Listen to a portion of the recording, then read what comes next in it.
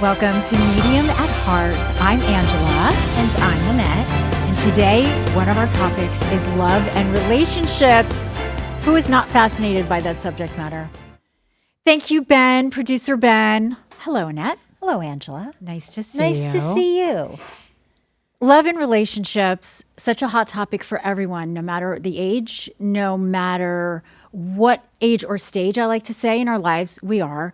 So we're going to get into that a little bit today and talk about how you as a medium have helped people through love and relationship issues, whether they're looking for someone or in a relationship and they're looking for answers. So let's start at the beginning. My sister Annette is a medium.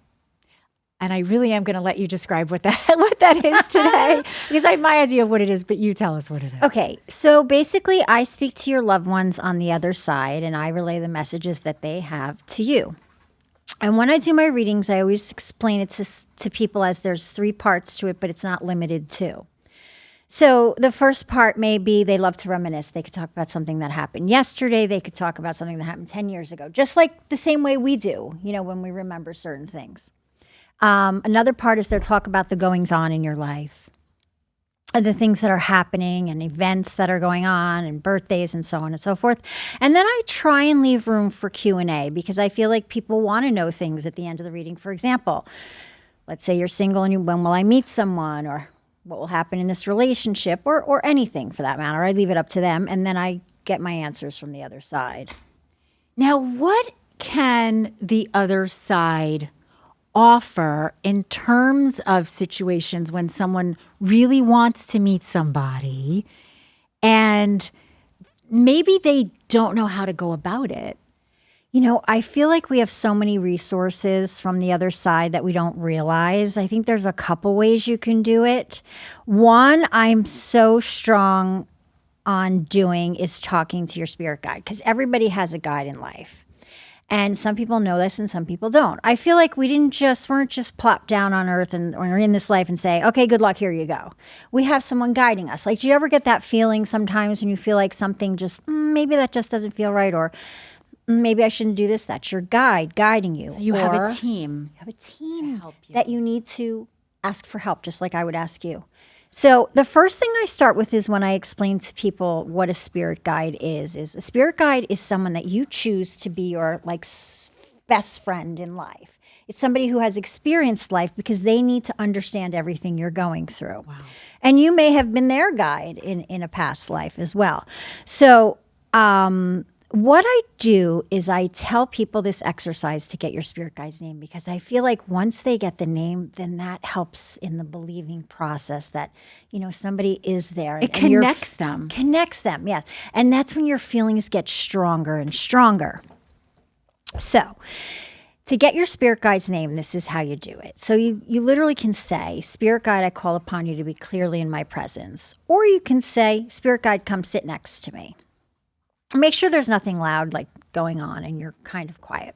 So tell your spirit guide, say, tell me your name. I'll listen. Tell me your name or show me your name in print. And then you got to sort of let it go. Okay. A couple days may go by and you don't hear anything or see anything. You can always ask again. However, I'll tell you the story of how I found mine so you'll know what it may feel or be like. So I said, Spirit guide, I call upon you to be clearly in my presence. Please tell me your name. And I remember a couple days later, I was watching a show and a commercial came on, and said the name Heather. And I thought, I got a really bad feeling. I got a really weird feeling, like I got goosebumps over the name Heather. And I was like, maybe that's her name. But of course, being human, I thought, well, I'm not sure. Can you tell me it again? Because I needed, another sign. I needed more validation. More validation. So then a couple days later, I was looking at a video online and the woman's name was Heather. And I'm like, okay, I know that's you. I know that that's your name. Then once I found out her name, I would just call upon her all the time for everything. Important question. Is your spirit guide someone that you know that from your past or your life, or is it someone completely new? It could have been someone you were in life, another life with. Absolutely. They're different from angels because angels have never had a human form. Okay. Spirit guides have. So yes, and you could, and you could have a different spirit guide for each life. But yeah, there's someone who you do know, whether you knew them in life or whether you knew them there. Wow, that's very powerful. Yeah. And have people that you've spoken to been able to? Yes. Okay. Yes. Get their names. Yes. Sometimes I'm able to. Sometimes I get really excited. Other times I just leave the lesson to them because I feel like they'll benefit more if they're able to get their name. They'll feel that connection, like you had said. I've got a question for you. Sure. So is a spirit guide different than a spirit animal? I guess in old movies or things I've seen, they represent an animal that you would embody, I guess. Is that totally different? I feel it's different. Okay. I feel it absolutely is different. Two completely different things. Yes, definitely. Okay. But that's a good question, Ben. Yeah. That's a very People have excellent spoken to me about that in the past, but yeah, I feel that they're different. So you call upon your spirit guide. Do you find that people call upon their spirit guide when they are most in need? When you have these conversations with the people that you've read for over 20 years, are they coming to you for a specific reason? And then the spirit guide helps them through that particular situation? 100%. I feel that. I feel that they help them. Yes, absolutely. I feel they help them to find love. I feel they help them when they're in need of something career-wise. I feel like if they need help with their family, anything and everything. I feel like we should call on everyone above for help. I think we all need as much help as we can get. Why not support, All right. So the subject of love and relationships, which Yes. who doesn't like talking about this topic? You've had people come to you and say, when am I going to meet the one? Yes, many times. I have a great story. Let me tell you this good story. So I read for this woman, and she had lost her husband, and her daughter was in middle school, and obviously she was very upset. But he came through for her and had said to her, "I'm going to send you a really nice guy." He said, quote unquote. And she kind of didn't want to hear that, but again, I was just the messenger. So then a few years later, she came back, and I read for her again, and he said it again. He said, "I'm going to send you a really great guy." And he said the initials JR. So she said, okay. So she held on to the JR. I said, don't, hold on to it too much. Just let it happen. So she had come back again, and she said, "I met a really good guy, but his name is Mike." And I said, okay, well, could it be his last name? Could it be his middle name? She's like, no. I said, well, there's definitely some sort of significance with the JR because they always tell the truth, but I'm so happy you met this guy, and I know he sent him, and that's amazing.